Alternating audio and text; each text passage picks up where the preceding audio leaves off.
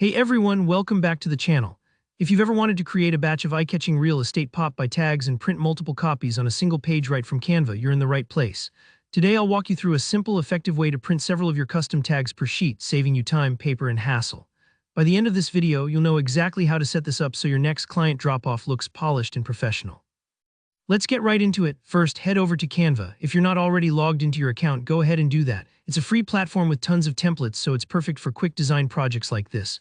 Once you're in, click the Create button. You'll see this up in the corner. It's usually in purple or a bright color to stand out. In the search bar that appears, type tags. This tells Canva exactly what you're looking for. There are all sorts of tag templates, gift tags, price tags, and more, but for real estate pop buys, you'll want something with enough space for your message and branding. Pick a template that speaks to you and fits your style or the mood you want to set for the recipients. Remember, this is your chance to make a memorable impression. Now, once you've chosen your template, it's time to make it your own. Click into the template and begin editing. Change the colors to match your branding, swap out images, and most importantly, add your message. This is where you can write your catchy pop by slogan, add your contact details, your logo, or maybe even a little call to action. Get creative, but keep it readable. A tag only has so much space.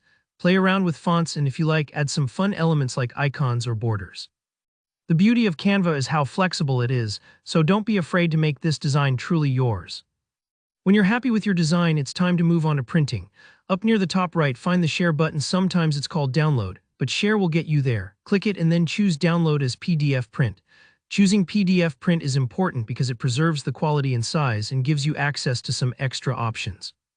Before you hit that final Download button, take a moment to check the boxes for crop marks and bleed. This might sound technical if you're new to printing, but don't worry. Crop marks are just little guidelines that show you exactly where to cut each tag so they're all the same size, nice and tidy.